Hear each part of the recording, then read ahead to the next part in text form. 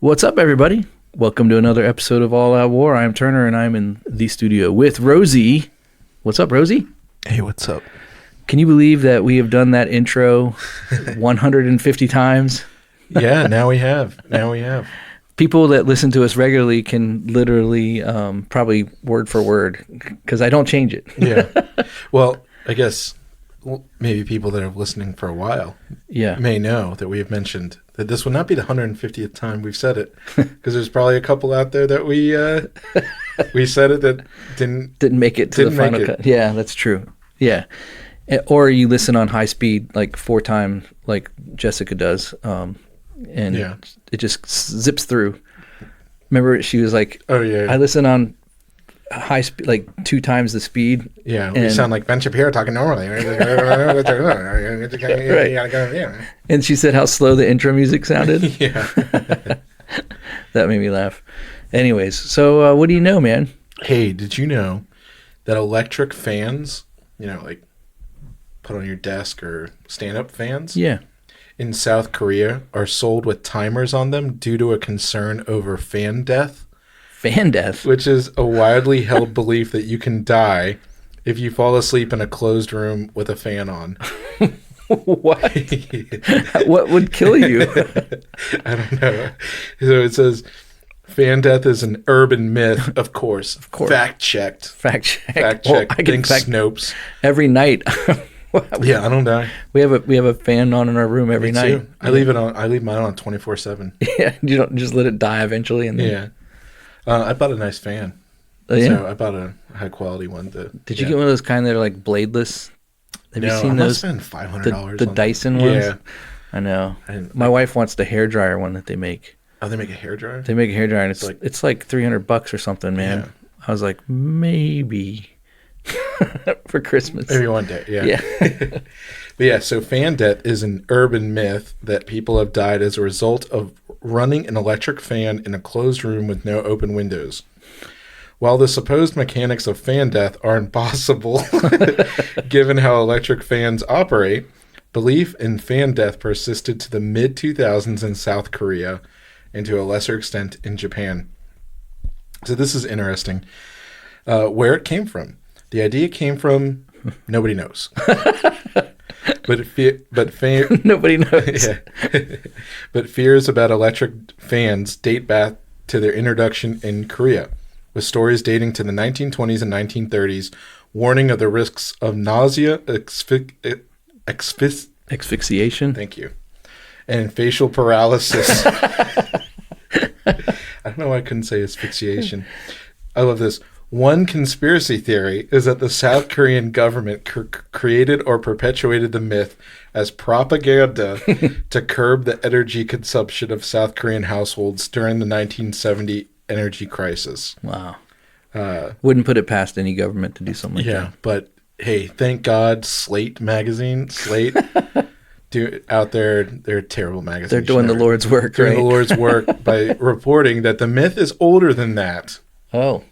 Thanks. Right. Yeah. So we got fact checked. But listen, everyone knows the implicit danger of having moving air in a closed room. Yeah, it could die. I mean, yeah. Yeah, I mean, it could get in your lungs. It could fill up your lungs, and then you could exhale it, and then who knows? No one knows what happens. It could make, man. Yeah. I mean, that O2 just or whatever comes out of your lungs. Listen, you need to trust the science and you need to trust the government because the Korea Consumer Protection Board, a South Korean government-funded public agency, issued a consumer safety report in 2006 warning that asphyxiation from electric fans and air conditioners was among South Korea's 5 most common summer accidents or injuries. Listen, they say asphyxiation. What does it do? It produces air. It's like some Korean Fauci. Yeah. Gets on TV. I was about to do Korean. You should do it. You should do an imitation of a Korean Fauci. Could you do it? I don't think so. Could you do a regular Fauci? I'm not very good with doing that. I used to do a good Fauci. Yeah, I can't do it. I haven't heard him in a while. He's kind of like in hiding because I think he's scared for his life. Took all his millions of dollars and went to the Bahamas. Yeah, hanging out with or Yeah, he's down in New Zealand in his bunker. Sacrificing newborn Goats. babies to Oh, right. Moloch. Yeah, Fauci. Yeah. Anyways, talking about killing people. Right. we have a very very dark episode coming up. But it's important. Yeah. So sit back, grab a coffee, and enjoy.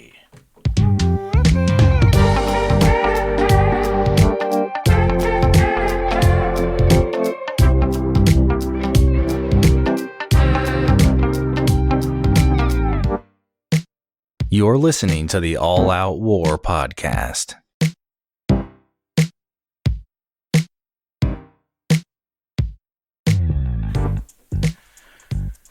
You almost caught me there. I was trying to do my Fauci.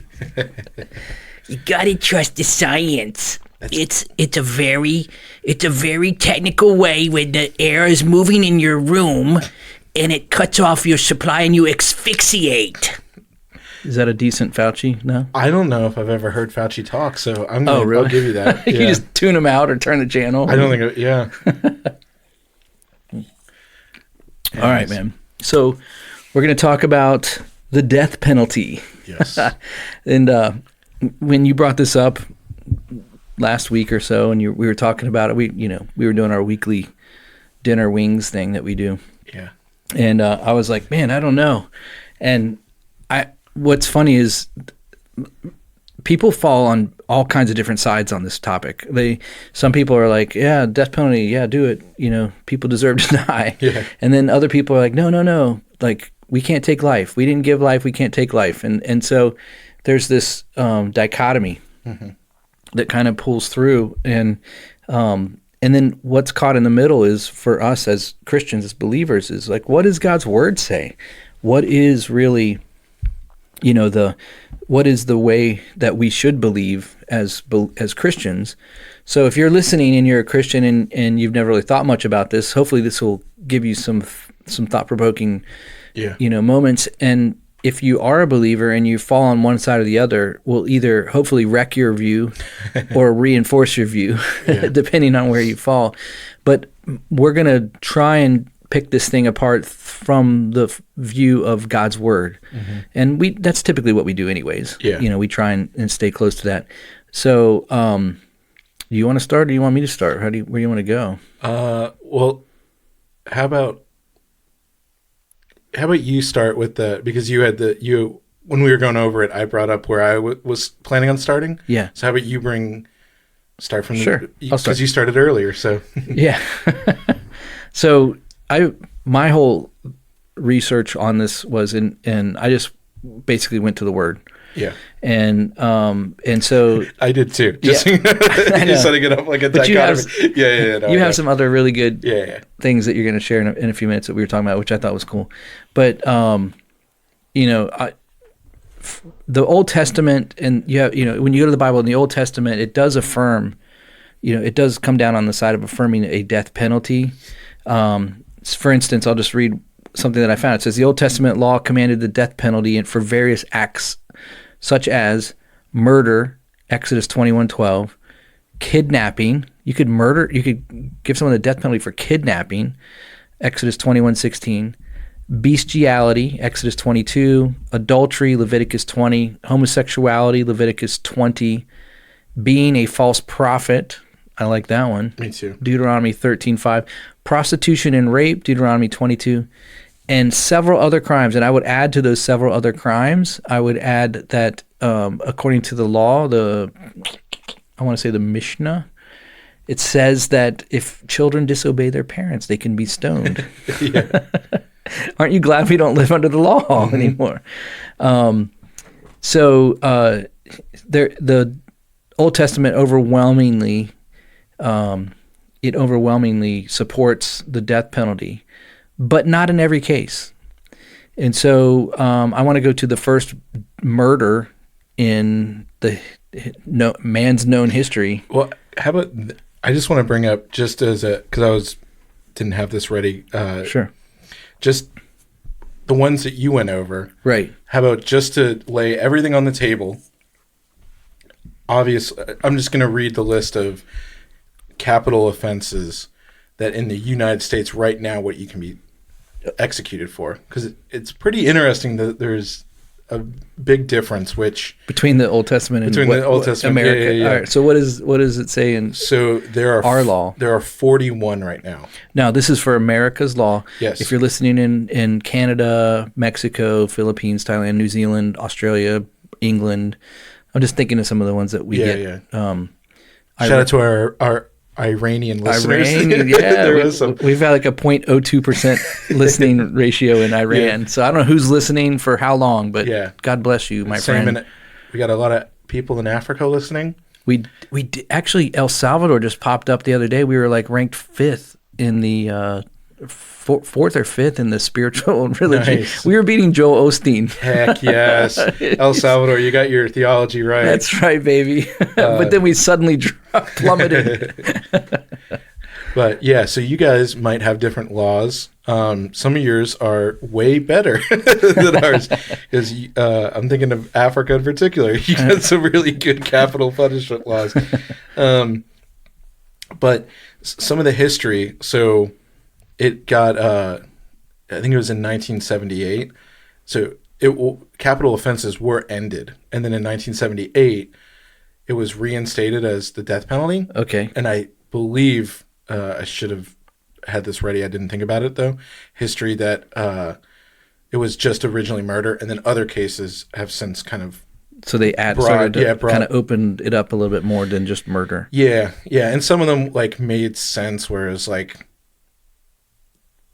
raping a kid, like some, I don't know how else to say it, but right, yeah. But a lot of these are all murder. So I'm just going to read through a couple of them. Murder related to smuggling of aliens is the first one. Well, now that they're coming from outer space, that'll be very pertinent. Murder from smuggling aliens related to the smuggling. So of aliens. If someone dies in the bottom of your trunk of your car or whatever, you can get charged. So it's destruction of aircraft, motor vehicles, related facilities resulting in death. Murder committed during a drug-related drive-by shooting. Murder committed at an airport serving international civil aviation, blah, blah, blah. A lot of murder ones. Espionage, because we used to hang traitors. Mm-hmm. Interesting. Genocide.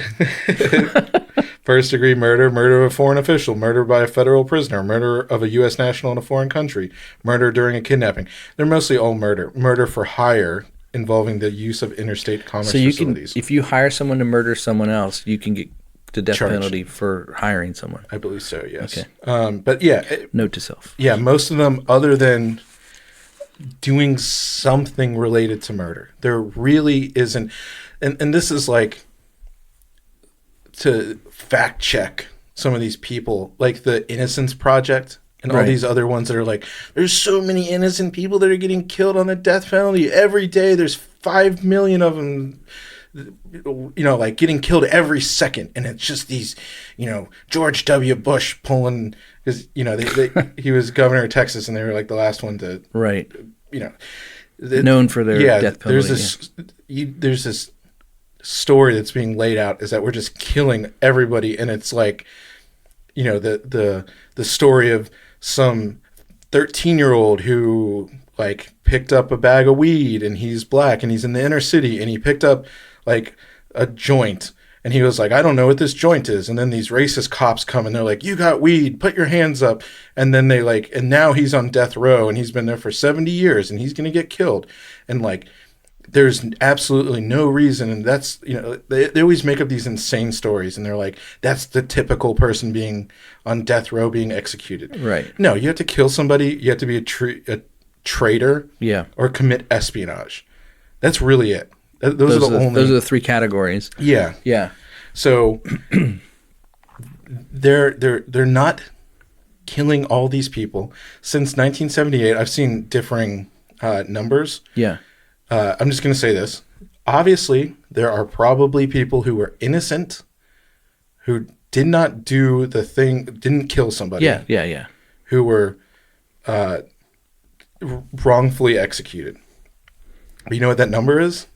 It's about anywhere. I've seen numbers from 120 since 1978 to 150. So somewhere on the high end, 150 people have wrongfully died execution style. Right. So our jails are not filled with nonviolent, people that are just there because of racism. Because that's the biggest thing. They always Racism's a big card. Right. Yeah, especially right now. Yeah. So in America, there are not. Yes, we do have a lot of people in prison. We have, I think it's about 2,000 people at any time across the state or across the country are on death row right now. Yeah. Awaiting. California has the most. But the population, though, I mean. Yeah, exactly. So it makes sense. Right. So. And plus, I also should say that Rosie and I, neither of us take joy in someone dying for anything at all. Even it's not something we desire that a criminal would die, but there is permission for it from God for the sake of those that are innocent and the victims. Right, exactly. So, yeah, I just want to get that kind of narrative out there that like we're killing everybody. Right. Because I've heard Europeans say that where they're like, "Oh, you kill everybody," Right. They also think we have a gun. Everyone has a gun and knows how to use it. There's a school shooting in literally every school and nobody cares. Yeah. Right. So, fact check that. And even though we do have guns. Yeah. But everyone I personally know has guns. Yeah. I mean, me too. But so there are not a lot of laws that are capital punishment. Right. There are less than what the Old Testament laid out. That's also what I was getting at. We really do not have. It's all murder, and there's like 37 different kinds of ways that you murdered somebody. What if they did overlay the Old Testament homosexuality? Yeah. Bestiality. They're trying to legalize that. Yeah. Legalize that here. Yeah. So kidnapping. Yeah. Adultery. Adultery. That's a whole other one. Yeah. Yeah. So I just wanted to get that up front, and that was a perfect segue to we don't have an execution problem. Right. Like we're not executing everybody. We're not killing everybody. Yeah. We're not killing only innocent people. That's BS. And even if it's 150, since 1978, almost 50 years, like everything for the government to get something that right, those are pretty good odds. Well, and there's a lot of it's not like you go to trial and then the next day you're in the gallows or whatever. Right. There's a lot of processes in place. Decades. That's people. Yeah. People live on death row for that. A lot of them die on death row, not from the death penalty, but just because they age. Yeah, actually, an interesting point against the death penalty from that people that are trying to, they call them abolitionists. I hate the language that they use. I know. The abolitionists. They say it's actually cheaper for someone to spend time on not death row, but have a life sentence. Yeah. Even though it costs hundreds of thousands of dollars to keep every year. Right. To keep someone on death row, let alone in prison. Or I'm sorry. Life sentence in prison rather than death row. And you know why it's so much more expensive? It's like 2 to 3 times the amount to keep someone on death row, because they keep going through retrials and appeals. Yeah. We don't kill somebody just like the next day. There are so many checks and balances and rechecks and rebalances and rechecks. Like our judicial system is set up, it's not some conspiracy, like sometimes, like in someone that clearly killed, like O.J. Simpson or something like that. Yeah, yeah. And they'll say he has the money and he can pay for Johnny Cochran and that's how he gets off. Maybe. Like I'm not saying our judicial system is perfect. Right, right. And there is some sort of privilege for rich people because they can spend millions of dollars to just keep the court clogged up. And then get them to a technicality of some kind. Get them to a technicality, yeah. Just whittle it down. Yeah, so... But let's just be honest. Yeah. All of the serial killers that are on death row are white. Yeah. I mean, come on. Yeah. They are. That is the stereotype, right? Yeah. So, and they don't make it out. No, yeah. So, yeah, we don't have a perfect system, but I'll say for 50 years executing high-end 150 innocent people... Yeah. That's pretty good. Like It's pretty good odds. It's acceptable. I don't want anyone innocent to die. No. But and then you made you found a interesting statistic about even though like people were innocent that maybe didn't deserve the death penalty, but they were still involved in the crime itself. So they weren't implicitly maybe the one that pulled the trigger, but they were maybe the one that drove the car, or they were the one with them that held them down, or something. There was some, I can't remember. like there was all these little technicalities, but you were like, yeah, but a bunch of the people that were innocent weren't innocent in the sense of committing a crime. Like they wouldn't have gotten out of jail and been scot-free. Right. Yeah. That, like, just as I don't have anything pulled up, but like it's overwhelmingly, some guy that gets, and here's the other thing is like, just because people get off of death row and then get life in prison, that can happen when someone's been in prison for like 15 years and they testify in prison to help someone, like, a stabbing in prison. It could be a reward. So it could be a reward. And then that's going to be chalked up to, we got, something like the Innocence Project, which is just this huge leftist, like, organization trying to get people who clearly killed people. Yeah. But there's a lot of time these people, drove the car and then, or they just were there. They happened to be a part of the crime, crime, and so the other thing doesn't too. happen very often. You were talking about this leftist group, the Innocent Project, and we are going to dump on them, on these leftist groups. If you don't think that leftists understand crime and punishment, then look at what's going on. I just read today in Oregon, in Portland, they were closing down the Walmart because all of them. Oh yeah. Because the crime is so bad and the leftist government refuses to punish crime. Yeah. So the criminals were just going in and just taking stuff and walking out. And Walmart's like, as a company, they're like, excuse me, we cannot operate this way. Yeah. We just can't give away our goods. There's a reason we're a store. Right, yeah. Whether or not you believe in Walmart or not, it is a store, and people should pay for what they get. But that is a perfect picture of leftist justice and government, Yeah, let murderers out on the street. Right. And then at the same time, we're going to let criminals literally give them free reign of your city. And if you don't like it, it's because you're a racist or you're bigoted or something like that. Yeah. I mean, that's what it is. Speaking of racist, I found out today that if you have an organized pantry, or if you keep an organized kitchen and your spice rack is Tupperware, you are a racist. Yeah. So welcome to that. Yeah. So I had no idea. I feel so bad. I need to just go and make my pantry be in disarray. Yeah. And then my wife will be mad. I don't know what's worse, being called a racist or having my wife mad at me. Probably my wife mad at me. Yeah.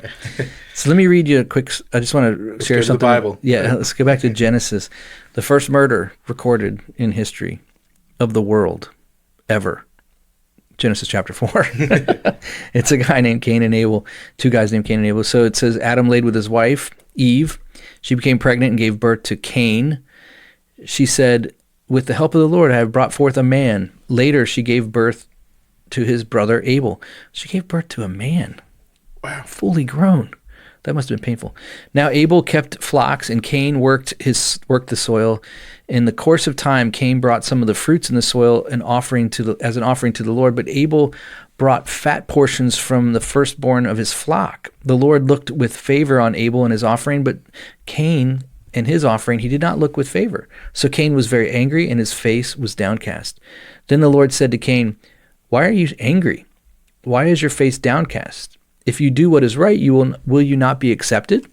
But if you do what is not right, sin is crouching at your door. It desires to have you. You must master it." Now Cain said to his brother Abel, "Let's go out in the field." And while they were in the field, Cain attacked his brother Abel and killed him.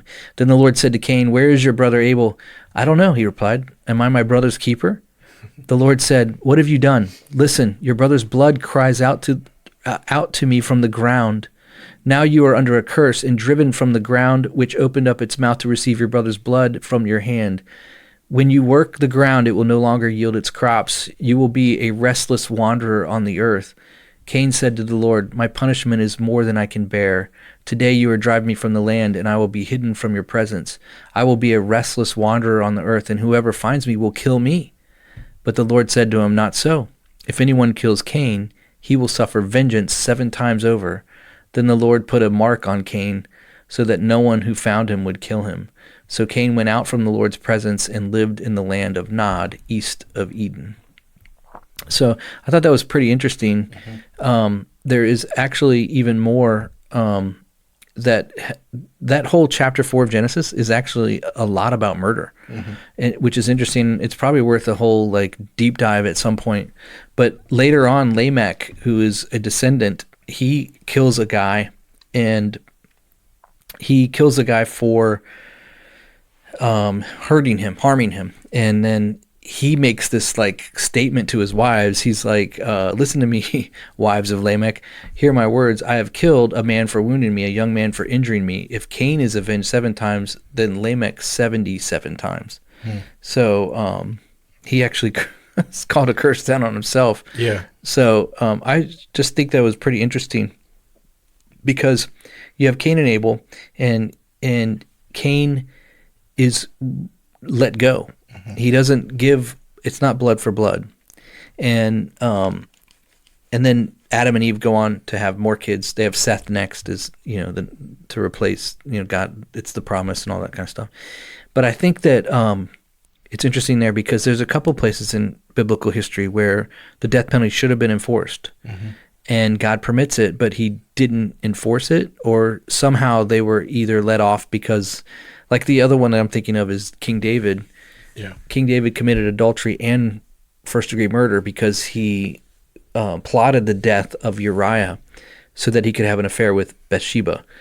And Bathsheba was innocent. She didn't know any of this was going down, And so he, if you know the story, David, sees Bathsheba. She's taking her shower or her bath on the roof, and he's like, "Oh, who is that?" And then he sends for her, gets her pregnant, brings Uriah back and says, "Hey, you need to go with your wife. You need to go with your wife," to try and see that they'll have sex, and then he'll think that he got her pregnant. Yeah.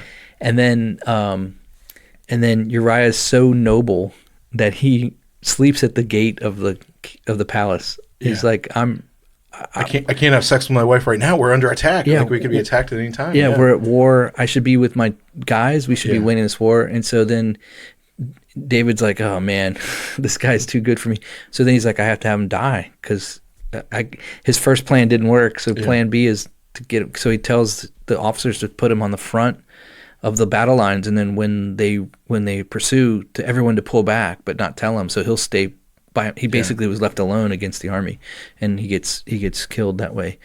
So that's his murder, and then he also commits adultery. Yeah. So he should have gotten twice the death penalty if it were possible, but he didn't. And God sent the prophet to him to correct him, but David did pay a very big penalty for his actions, because he testifies to it when Bathsheba gives birth to the baby that he gets her pregnant with, when Uriah was still alive, by the way. That baby dies, and so he knows that it's God that is sort of this punishment, which is really, there's a lot there. When you start thinking about what kind of God, what would the baby ever do, and all those sort of things. You start to really wonder, what in the world? But for whatever reason, in His wisdom and His grace, God gave him that pass. And he even did testify that David was a man after God's own heart, and he did repent. And I think you mentioned Psalm 51 is an exposition on that whole situation. Yeah, and it also is a psalm that directly ties into Jesus. It's a prophecy of Jesus. Or the messianic. Yeah. So it is ultimately, he knew that there would be, the redemption of injustice and everything being righted. Yeah. But yeah, that's a great point. And a common objection to the death penalty would be David. Well, God spared him. He should have been put to death, under the Old Testament law, because David was the Old Testament law, which we'll get into, came before David. Right. And then he had Nathan the prophet currently saying, I know what you did. You deserve that. And then later on, Paul and Jesus affirm capital punishment. So you have David, that's a common thing. Well, David was pardoned. You shouldn't use, this is basically the point is, you shouldn't use one exception to completely throw out a rule that God clearly establishes before, during, and after David. Yeah. So, and the other thing, so what you can take from that, of using that story, what you should take from it from a biblical perspective, is that in the case of there being capital punishment, it's okay to be a pardon. There is, God allows there to be there's room for pardoning. Yeah. And the other thing is, it's good to be king. That's all I'm going to say. Yeah. when David was king, who's going to enforce the death penalty? Right. King, right. And the other thing is people may be overlooking this when they're making the point. The pardon came directly from God himself. Yeah. So God can kind of, do what he wants. Yeah. Yeah. And he's doing it within the context of not overthrowing his laws that he laid down. Yeah. Yeah. So do you have anything more with that, or you want me to go ahead? No, I can jump in a few minutes. Okay. So the first institution I have of when God actually lays down some of this, the biblical foundation of the death penalty or, capital punishment, is in Genesis 9, and it's right after the flood. And so it's, I'm going to skip a little to Genesis 9, 5 or 6.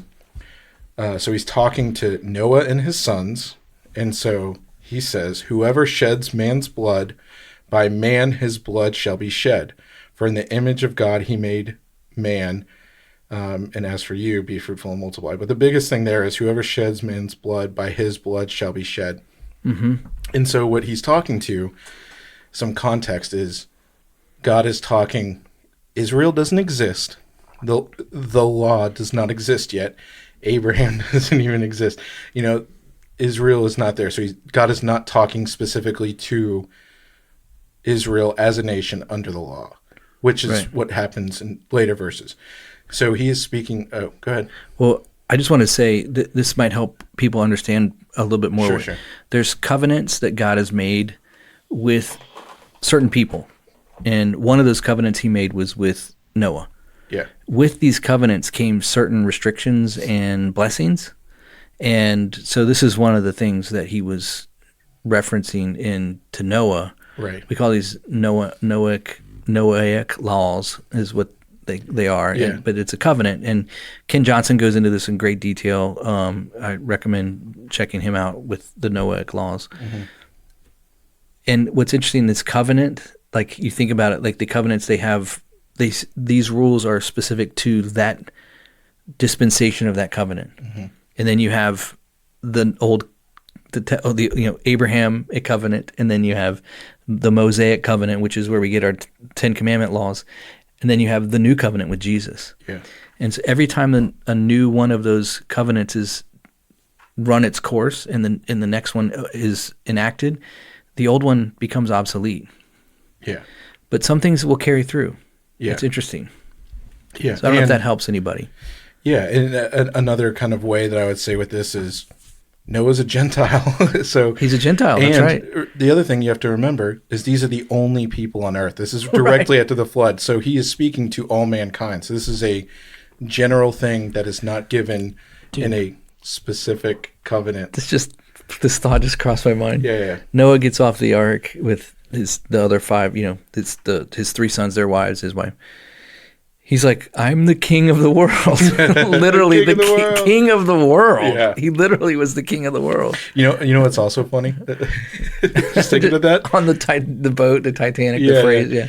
I was just thinking of, he comes out, everyone's dead, and God says, don't kill anybody. Yeah, right. I literally just annihilated the entire planet. Yeah. Yeah.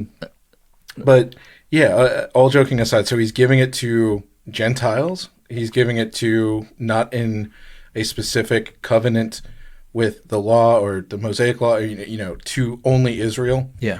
And he, like you said, it continues on well after. Yeah.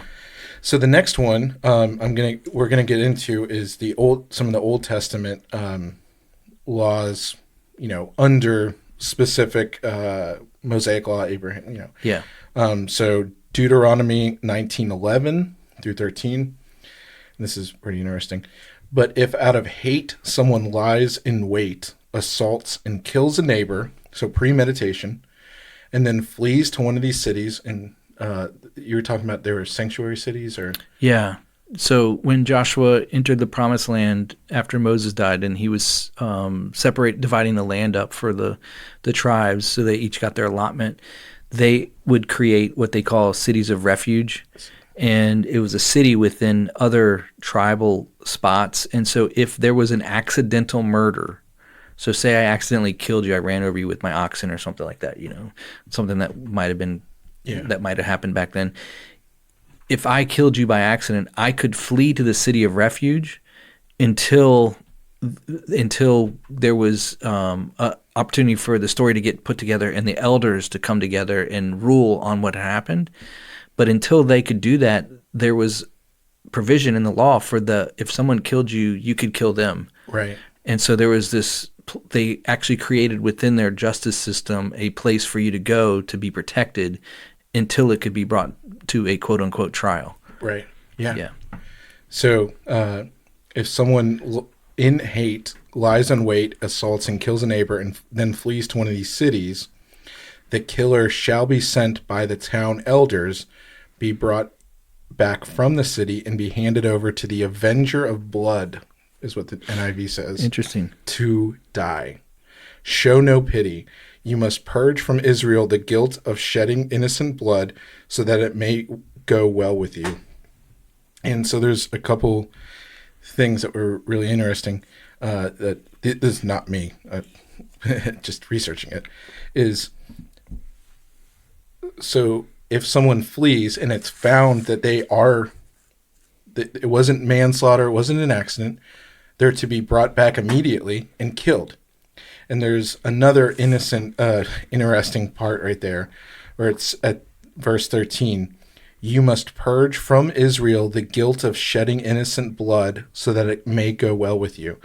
So what this is equating is for the nation of Israel, that town, if they do not avenge, because it says right before there, show no pity. Yeah. Show no pity to that murderer. If you show pity to the murderer and you don't have justice, which is killing this killer, the guilt of that, basically because you didn't, you let that person live, his guilt of killing someone goes across the whole nation, and actually the Bible says pollutes. So that's Deuteronomy. I'm going to go to,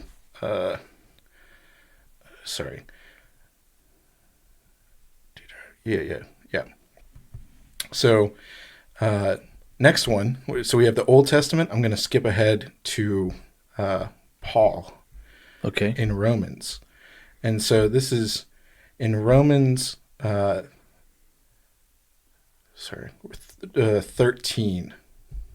Right.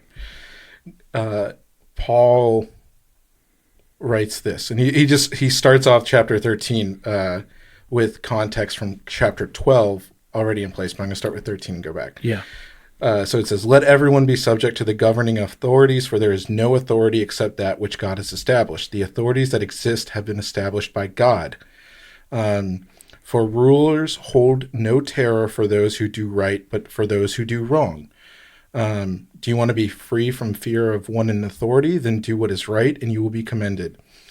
For the one in authority is God's servant for your good. But if you do wrong, be afraid. For rulers do not bear the sword for no reason. And that term, bear the sword, is always used with killing. Yeah. It says, they are God's servants, agents of wrath to bring punishment on the wrongdoer. And what is innocent... it says he's a servant of God, an avenger. An avenger, and that's the same. It's very similar to the term that is used in Deuteronomy, where it's like it says the avenger of. Yeah, you're of blood. Yep. The killer should be brought back and handed over to the avenger of blood. Yeah. So it's the person that was set aside to kill evildoers. Yeah. The one making it right. Yeah, and so what's interesting about chapter 13 is he's already he is saying, God established a government, and those people are usually it's been corrupted, but they had corrupt governments back then.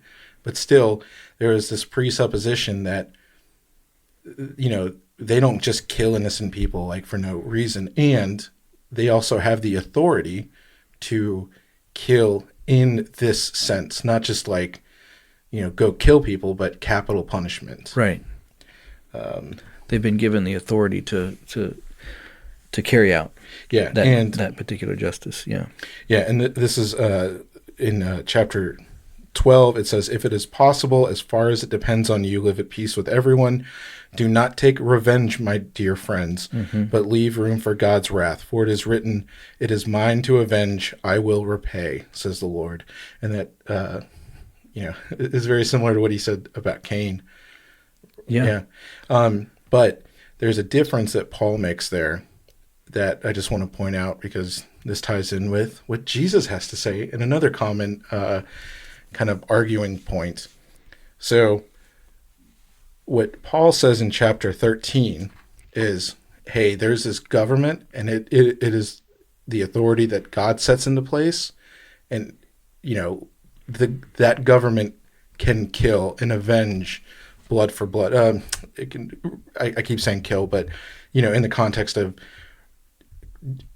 dole out capital punishment. Right. Yeah. But before that, he says, do not take revenge. So right there's a very specific thing. Is Paul is separating in the Old kind of Testament, where there is this government authority, the governing authority, having the ability to dole out capital punishment, is different from murder and is different from like vigilante justice. Right. Yeah. So Paul is saying two specifically different things. And that's something that's very different, because God is not cool with murder. It's one of the commandments. Like, right. Do not murder. Do not murder. Right. Yeah. It's very simple. Right.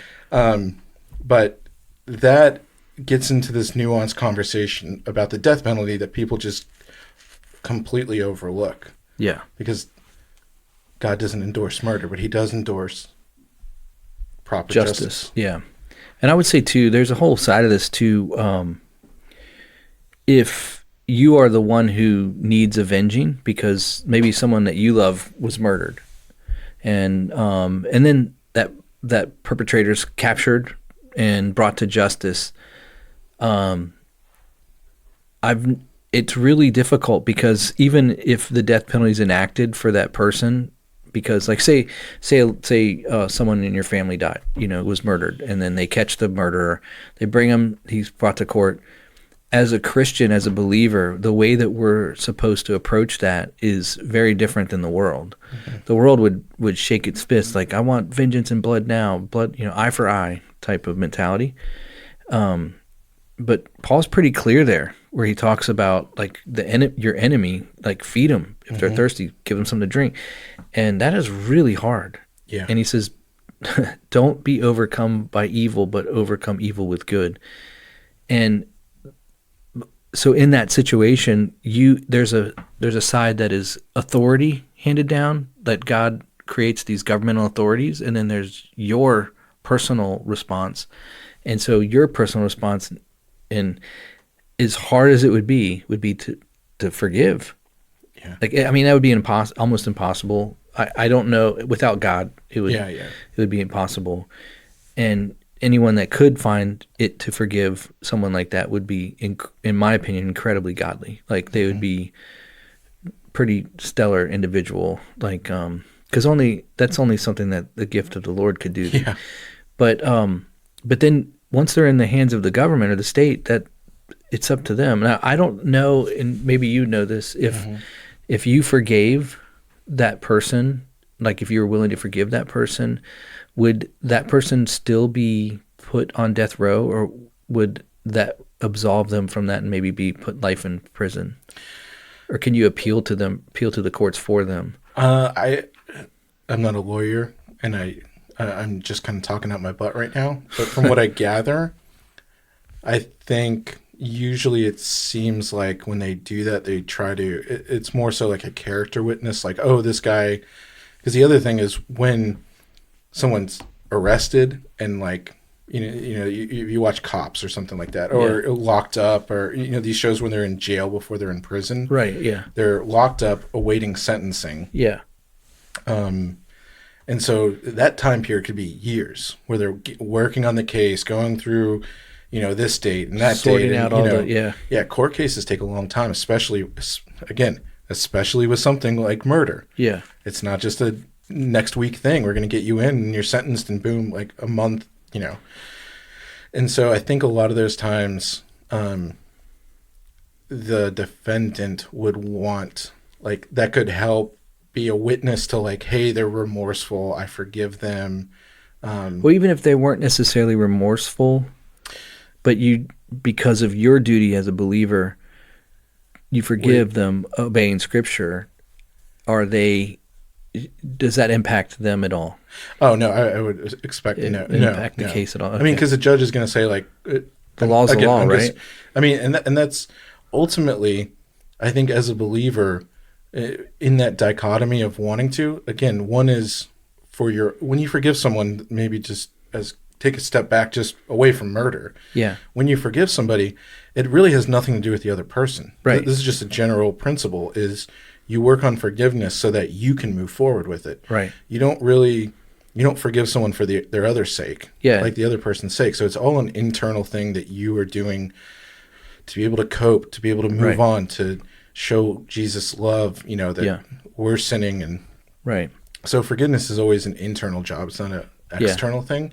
100%. Yeah. So I think judges realize that and, say, and that's why there's stories of every now and then where, a family member will come out and say, like, you killed them. And, this kid was, my son was going to college and he was so smart and he had a great future and he didn't deserve any of this, but we forgive you because we're going to move on. And like, we're not going to let you hold us back.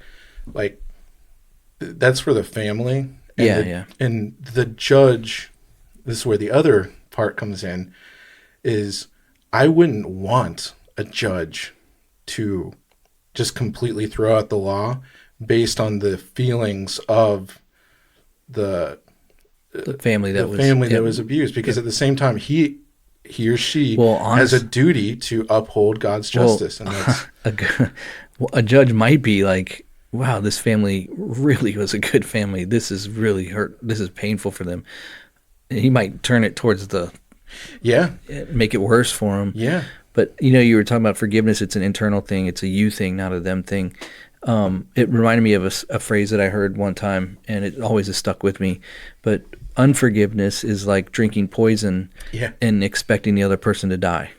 Exactly. And that's all it is. It's just holding on to some bitterness, some pain, some poison. Yeah. And expecting the other person that hurt you or whatever to suffer for that. Yeah. Yeah. 100%. That's a great saying. Yeah. Anyways, I got us off track there. Sorry. No. It's okay. Yeah. I mean, ultimately, at the end of the day, like, that's why the court is there, and they're supposed to be non-partial, they take their emotions out of it. Yeah. And that's what I think what makes us. Do you think the judicial system is still holding to that innocent until proven guilty, slogan? I think that could get me in trouble talking to it. Actually, this would be a really great time for me to pull this out. Okay. So, at the same time, we always, how about I'll say this? The problem that I see with people who, if my parents got murdered by somebody and I was able to forgive them, right. and I go and testify and say, I forgive you because I know my parents are with God. You know, they're at home. They got the good end of this deal. Right. You know, we're going to be without parents. All of that. The recidivism rate of like, it would be spitting on the victim's family to let that person go out because Sure, like yeah. the other thing is the number of murderers and like people that get locked up for having murdered someone and then get let out. Like it's overwhelming. I don't want to throw out some number. Yeah. I'll just say probably on the liberal estimation side of it, whatever the conservative, being more conservative towards leaning to the lower end, the recidivism rate for like violent offenders is like 80%. Like there, as soon as people get out, they do crime Commit another again. crime. Yeah, Yeah. violent crime. Like there's so many stories. I mean, that's common. I mean, Even most with people that are in prison have multiples. Yeah. Like, it's not their first. They have a rap sheet, they call it. you Yeah, know? and the same thing with like kids that get locked up for killing people, and they're like, "Oh, he was only 13. He didn't know what he was doing." Like, overwhelming. I don't want to say everyone because it's not everyone. Right. Overwhelmingly, they High commit, number, yeah. commit another violent crime. yeah. And here's another thing, just as kind of a sticking point that I'm thinking of. Almost every, I want to say every, but I don't know about serial killer, like the big ones, all spend time in prison for violent crimes before they. A lot of them, yeah. Yeah, like so many, like a number. If you start looking into how many serial killers get arrested before they actually start, Yeah. even serial killing sprees, like the ones that made them famous, they're in prison. They're locked up. Yeah. So, Yeah. but So you had some stories, anyways, that were Yeah. like, So here are some stories if you were worried about that. So let's see. I'm not going to use names. I'm just going to say this guy was found not guilty in the shooting death of a volunteer fire chief who was 77 in South Carolina in 2017, despite his confession and 19 witnesses taking the stand against him. He attempted to carjack the victim, who simply tried to drive away. Another one, a 20-year-old guy, recorded himself beating an elderly veteran. The guy, 75, was in a Detroit nursing home. I think this one went kind of viral. yeah. He died 2 months after the attack. The case was dismissed as the guy who beat him was found incompetent to stand trial. What does that mean? I don't know. This is What does that even mean? Does that mean he was like lost his marbles? he probably like, claimed insanity or Insanity? something. Yeah. An unidentified woman shot and killed an off-duty firefighter while he was fighting with her boyfriend outside a convenience store. She was not charged with murder. The altercation ensued after the boyfriend had been harassing a clerk inside the store, and the firefighter intervened. Court documents show that the woman pulled a gun once the two men were outside and started fighting over the weapon, causing it to fall on the floor. The woman picked up the gun and shot him. Prosecutors ruled it was a case of self-defense. A man killed another unarmed man in Pennsylvania in 2017. The shooting occurred during a confrontation outside a bar where another man allegedly refused to shake his hand after a dispute of a game of pool. The guy got off. Wow. Like I've got There's lists and stories of all these times Yeah. of people.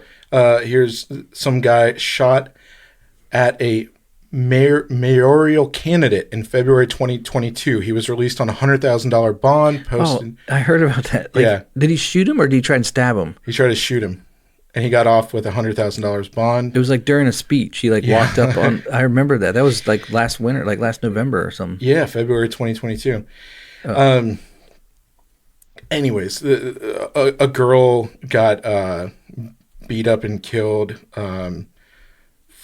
they tried to steal her iPhone. She was repeatedly beaten and stabbed. She ran away, later collapsed and died. One of the attacker was given the minimum sentence of 14 years. Another attacker was sentenced to 18 months. So anyways, the whole point of there's tons of these stories of people.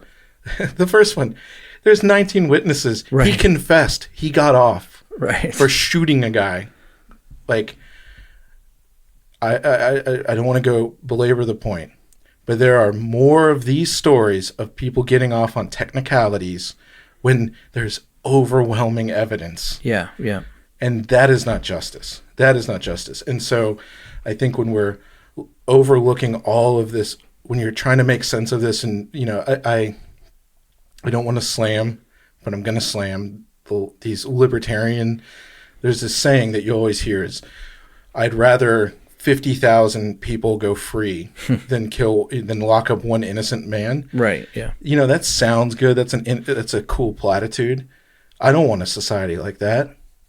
Yeah. So you're going to say there's even if it's for every one, I don't want one innocent man to, you know, suffer for, you know, any number of. That's not a way to build a society. No, it's not. And that's not what God wants. There's justice, perfect justice, and so Yeah.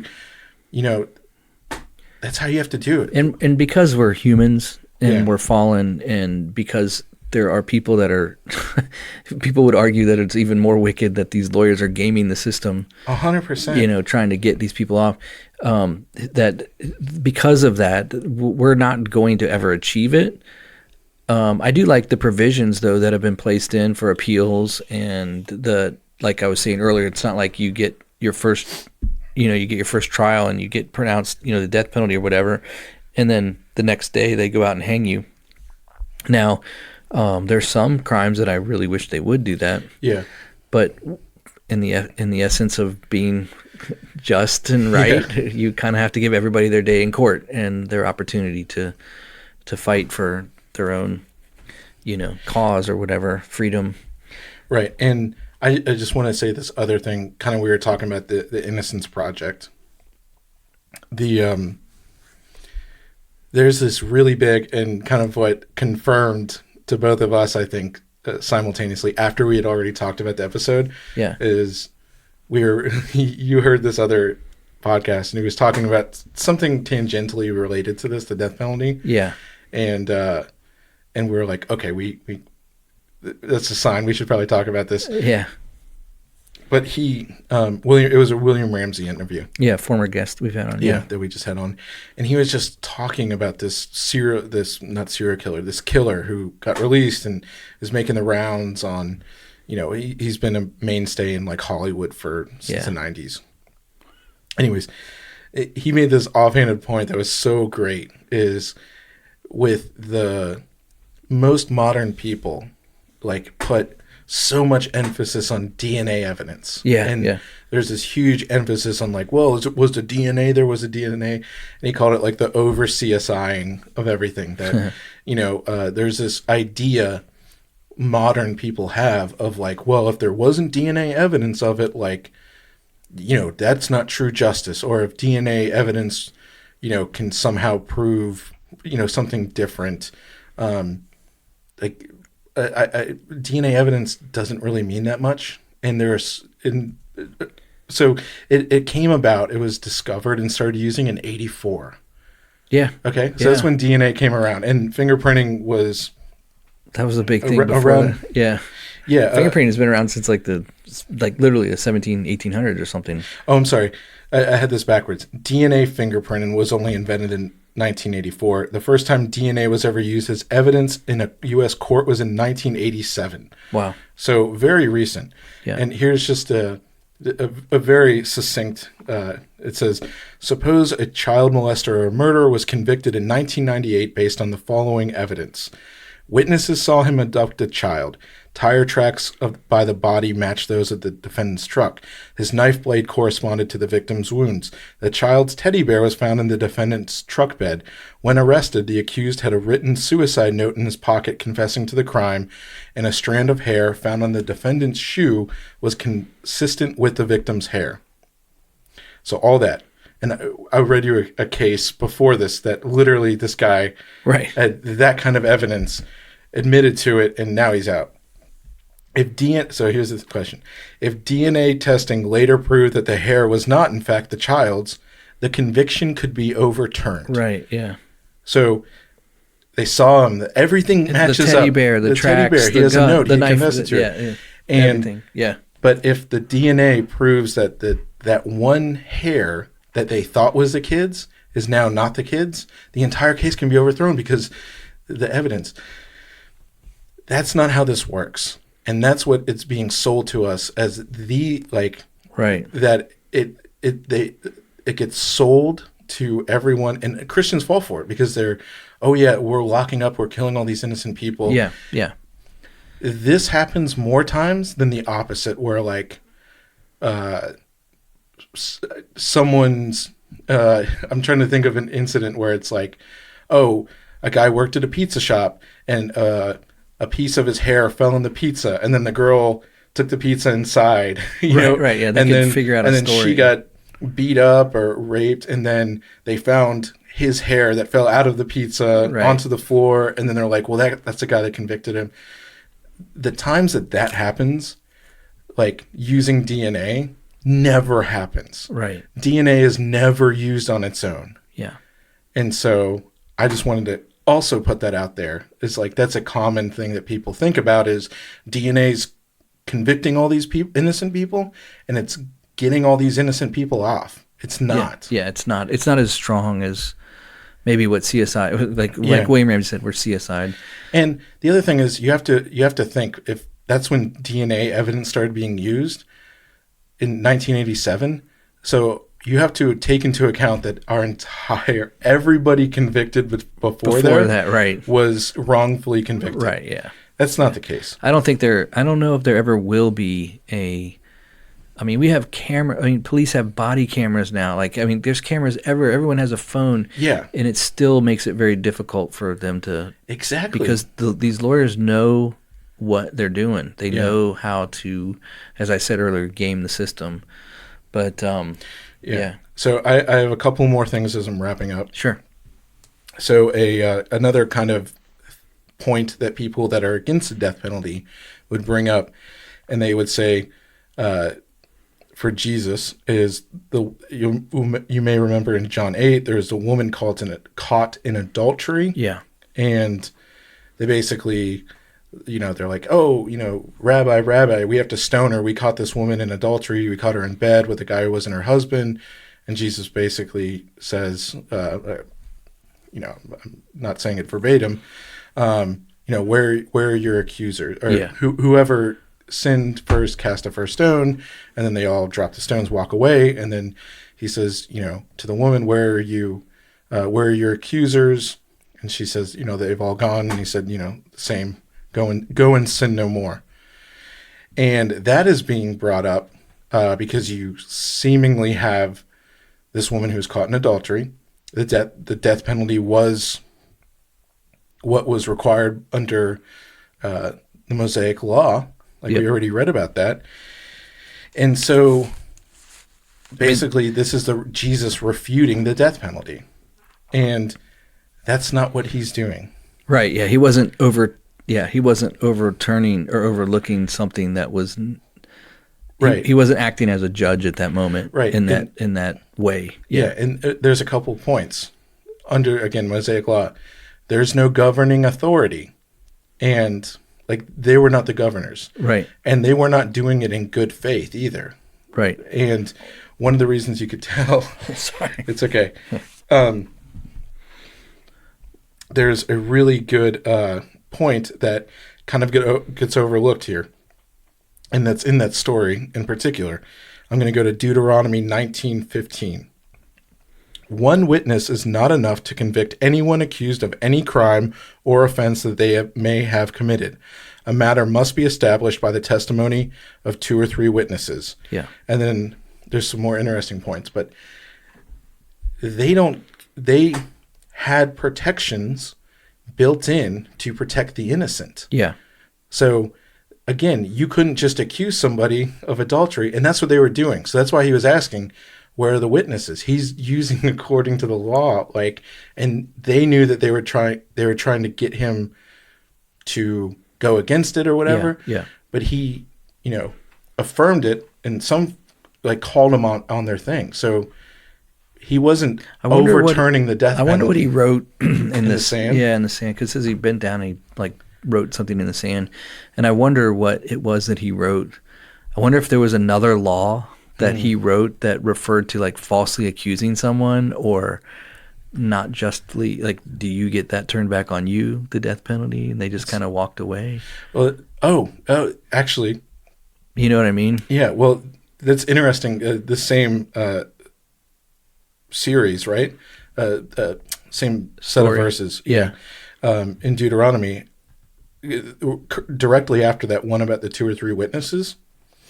If a malicious witness takes the stand to accuse someone of a crime, the 2 people involved in the dispute must stand in the presence of the Lord before the priests and the judges who are in office at the time. The judges must make a thorough investigation, and if the witness proves to be a liar, giving false testimony against a fellow Israelite, then do to the false witness as the witness intended to do to the other party. You must purge the evil from among you. Again, So you get the stoning yes. as a false So witness, that's also what Jesus was calling them on, is they knew bearing false witness. if they're bearing false witness, then all of them Yeah. deserve the death penalty under the Mosaic law. Right. What is that? The 5th commandment or something like that? Thou shalt not bear, false witness. Yeah. Is it? I'm not sure. When which he one just it is. wrote the fifth, fifth, yeah, command- number 5. in Roman numerals, even. Right. So to enforce, Yeah, and so there's another kind of idea with the death penalty is what we've talked about, and I've maybe not been the best about, kind of laughing off about the innocent people dying. yeah. Even though it's such a rare exception, just because you may say that there are innocent people who get locked up and there's a problem with the judicial system in America. Yeah, probably. Yeah. Yeah. Okay. I'll We're give not you that. saying there isn't. Yeah. Yeah. Like I talked about, the rich people can afford more, so they Right. might be able to get off. Those are 2 different things, though. Protecting the innocent, like what I just read in Deuteronomy, is saying there is the death penalty, but we also are going to take care to have protections for the innocent to really make sure. Yeah. And- Like a city of refuge. Right. And those 2 are not, they don't counter each other out. They Right. actually complement each other, because here's the other thing.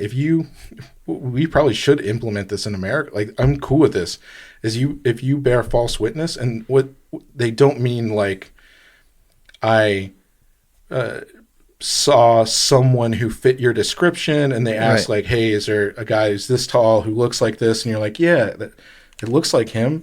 And that's not bearing false witness. What they mean is you drum up charges. yeah, like a woman accusing a man of rape, of Right. a man accusing someone else of something else. Yeah. And in a judicial system back then, that is a prevention, because I don't want to make up something, because if I get found out, Right. that's happening to me It's falling just back for on me. lying. Yeah. Right. And that happens in America all the time. Yeah. You get a slap on the wrist, basically, if you come out and go, or you can say, I misremembered it. Right. And there's no punishment. And even if there is punishment, which never gets doled out anyways, in a thing like this, especially if it goes to support Right. the person, Right. is you get a slap on the wrist and like, oh, you're held in contempt of court, you perjured yourself, whatever. Like, you're not getting 15 years in prison. Right. And so that was a very big deterrent, because they actually took their judicial system seriously back then. Yeah.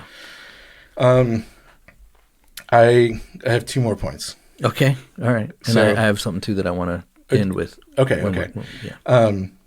So another thing that people would say is that God's justice is only restorative, and it's never like Retributed. Yeah. retributed. Yeah. And he only uses justice to restore this and never to punish. Well, that's just not true. Right. It's just not true. And there's a really good verse in Revelation. So Revelation 6:10, it says, they called out in a loud voice, how long, sovereign Lord, holy and true, until you judge the inhabitants of the earth and avenge our blood. And I was listening to podcast, and they mentioned that part, and I was like, oh, it's so good, because that part in Revelation, obviously it's the New Testament, Right. and that's the martyrs who are killed During the tribulation. are up in heaven Yeah. when they're saying that, and they're telling God, how long until you avenge our blood? Right. Yeah. If you're in heaven, that's not a sinful thing that they're saying. Right, They're right. not trying to trick God. It's justice. They're crying out for justice. crying out for justice. Yeah. And I'll just end it with that. Okay. So if the martyrs in heaven are still crying out for justice, I think it's okay Yeah. that we can cry out for justice here. Yeah, and I want to close with just saying this, that in that same kind of mindset, the scriptures tell us that God takes no pleasure in the death of the wicked. And so it's important for us to understand that it's not like God's some bloodthirsty, vengeful God, but he is a just God. And he's a true God of justice in the sense that he will be the only true judge that will never get a judgment incorrect. And so I just wanted to appeal to anyone who's listening to this, because this is actually more important than anything, that if you stand before God today, and I know this is a weird left turn, but it's really not. If you were to stand before God today, your sins would testify against you. And as God being a just judge, he would enact judgment on you. If you appeal to Jesus Christ today and your sins can be forgiven, then when you stand before God, those sins would be removed from you in his presence. And then he would see you as he sees his son Jesus, and you would be, the justice of God was enacted already upon Jesus on the cross for your behalf. And so that payment of the penalty of those sins that stand and accuse you would be handled and dealt with, and the justice had already been served through the death and the propitiation of Jesus. And I just want to appeal to anyone listening that it's that simple. You can just trust in the work of Jesus on the cross, dying for you and your sins, and then raising from the dead as a confirmation that he is the true and living God, and that you can have your sins washed away, and your sins would never stand before you. And I don't know why, I just felt like we needed to say that, in the closing here. And God doesn't take joy in the death of the wicked. He desires that all would repent and come into a saving knowledge of God through Christ. So Yeah, I hate to do this. Yeah. After your big moment, right, I totally forgot to go over a very important thing that always gets brought up. What's that? Is Jesus in Matthew 5 saying, overturning the eye for an eye, tooth for a tooth. Yeah. I just won't go just touch on this, because this is every time. Yeah. When Jesus says, turn the other cheek, you have heard eye for an eye, tooth for a tooth. But I tell you, I say unto you that ye resist not evil, and whoever slaps you on the right cheek, turn the other one. There's a couple things. I have something pulled up about the Greek in that. The word to resist, do not resist, is actually to take a stand against. Yeah. And the resist is an aggressive word. It's not a submissive term. So basically what Jesus is saying in a better definition of this is, he says unto you, do not square off against an evildoer. So really what God is saying is to be smart about it and to not take personal vengeance. And that's basically it. It goes back to eye for an eye means perfect justice. And the only way to really have perfect justice is a government institution. They're the ones that are permitted to take life. And we are not to have vigilante justice. Yeah. Yeah. And so that's what Jesus was standing against, is a false interpretation of that Old there's Testament. Retaliating is Retaliating. not, is leave it up to God. Yeah. let God deal with Yeah, that. but he was not talking about condemning the death penalty. Right, exactly. Yeah. So should I say what I said before again? No, I'm just kidding. That's good. If in that note, we just I think this is really fun. I was not sure how this was going to go. This episode was going to go, but I really think that it's important for us to be people who love justice and mercy. You know, because we have received mercy through Christ, we should love mercy as much as we love justice. But unfortunately, there is a penalty, and sometimes we face the price of our actions on earth here in ways that would be big, and that would be an extremely big way to face your actions if you were to murder someone. Yeah. So, anyways. Cool, man. Anything else you have? At the end of the day, before you have your facts don't care about your feelings, and the facts being the Bible, right, means if you look at it, the Bible, God, Jesus, Paul, everyone, and all of the Bible, the New Testament and the Old Testament, the death penalty is the biblical position. There's no doubt about it. Yeah, capital punishment is a Capital biblical punishment. provision. There's a provision in the scriptures for it. Yeah, and there is nothing to the contrary. Right. It's like if there never was sin, we wouldn't even have to worry about it. Yeah. And during the millennial reign, I don't know how that's going to play out. That's an interesting thought we should maybe talk about sometime, is what will it be like in the millennial reign in terms of like crime, and because sin will still exist. We'll be crying out for God. How long until? But he will be the righteous judge. He will. Man, imagine you commit a crime and then you're brought before Jesus. Oh my gosh! Like as he rules on earth in 1,000 years. Yeah. Whew. No, thank you. You know he's going to get it right. Yeah. You can't lie to him. No. There's no need for lawyers because he's going to get it right. Yeah. Do you think there's going to be any lawyers in heaven? In heaven? No, they won't make it to heaven. Yeah, exactly. Lawyers don't make it to heaven. The lawyers don't make it happen. Murderers do. Yeah. Lawyers, they'll never make it. If you're a lawyer listening, don't sue me.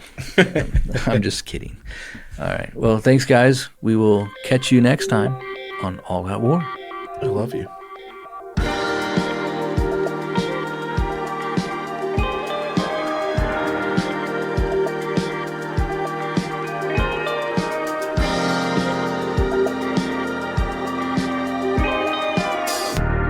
Thanks for listening to the All Out War podcast today.